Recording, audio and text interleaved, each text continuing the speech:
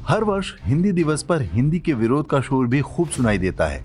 Social media पर trend कराए जाते हैं जिनमें हिंदी थोपने का विरोध होता है, मानो ये कोई विदेशी आक्रमणकारी हो जिसे देश के लोगों पर थोपा जा रहा हो। सत्य यह है कि देश में हिंदी नहीं बल्कि उर्दू थोपी जा रही है, सेक्युलरिज्म और वोट बैंक के नाम पर। बोलने वालों की संख्या के आधार पर सूची में उर्दू का स्थान देश में 8वां है। मात्र लगभग 4% लोग उर्दू जानते हैं। कांग्रेस और वामपंथ के अघोषित गठजोड़ ने स्वतंत्रता के पहले से ही भारतीय भाषाएं बोलने वालों के बीच अविश्वास पैदा करना शुरू कर दिया था। दक्षिण भारतीयों को डर दिखाया गया कि हिंदी को स्वीकार किया तो इससे तमिल, तेलुगु, कन्नड़ और मलयालम भाषाओं का अस्तित्व समाप्त हो जाएगा। इसी तरह बांग्ला, मराठी, उड़िया और गुजराती भाषाएं बोलने वालों को भी भड़काया गया। हिंदी को राष्ट्रभाषा के रूप में प्रस्तावित करने वालों में अधिकांश वो लोग थे जिनकी मातृभाषा हिंदी नहीं थी। हिंदी के अधिकांश मानक शब्द बाबूराव विष्णु पराडकर और वीर सावरकर जैसे लोगों ने गढ़े हैं जो मूलतः मराठी भाषी थे। भारतीय भाषाओं की इस कृत्रिम राजनीतिक लड़ाई का सबसे अधिक लाभ जो भाषा उठा रही है वो है उर्दू। राजधानी दिल्ली में मार्गों पर लगे बोर्ड पर उर्दू भाषा को स्थान मिला हुआ है।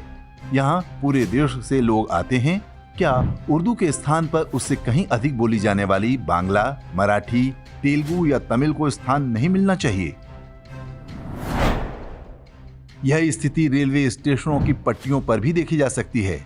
अधिक बोली जाने वाली ढेरों भाषाओं पर उर्दू को वरीयता दी गई है, लेकिन हर जगह विरोध हिंदी का है, उर्दू का नहीं। माता वैष्णो देवी के दर्शन के लिए देश भर से हिंदू पहुंचते हैं।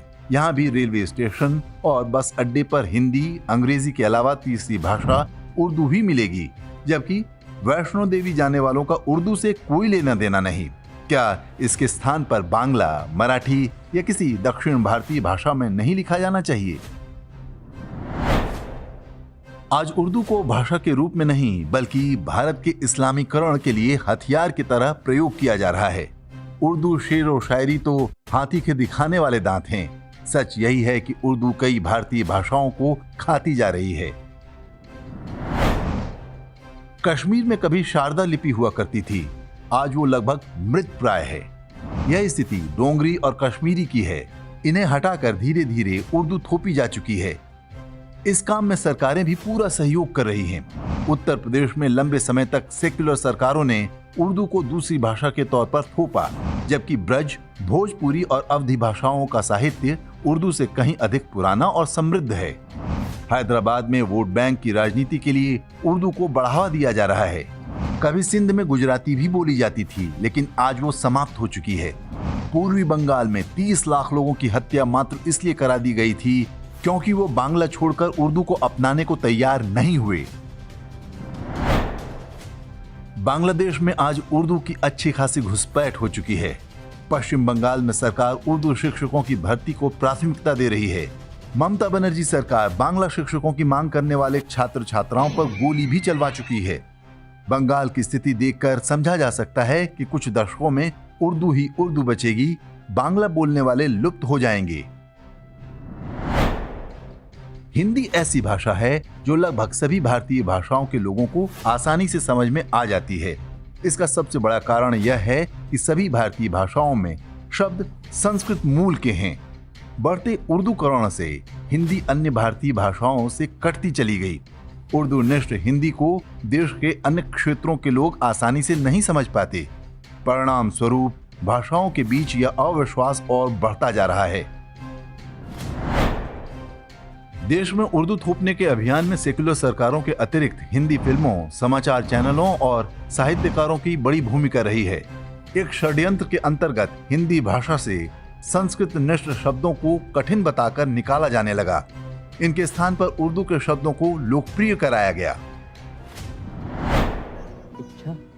इच्छा नहीं, तमन्ना। हाँ, तमन्ना अच्छा वर्ड है।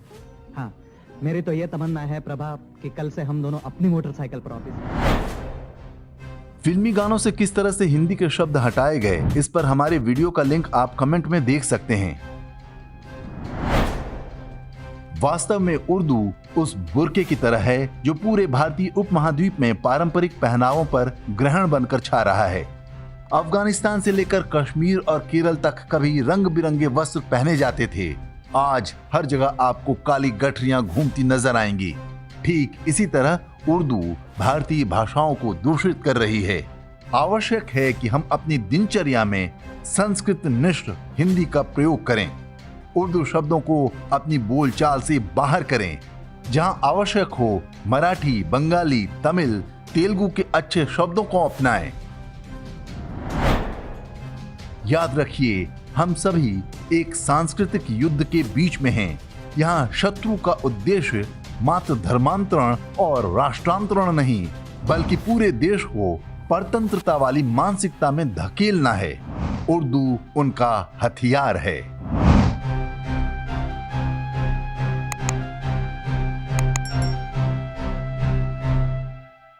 इंडेक्स ऑनलाइन के वीडियो समाज को समर्पित हैं। आप इनको डाउनलोड करके जैसे चाहे वैसे प्रयोग कर सकते हैं। चाहे तो आप हमारे टेलीग्राम चैनल से जुड़ सकते हैं।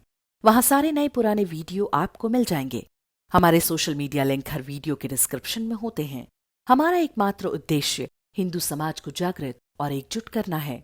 इसमें सहभागी बने। धन्यवाद।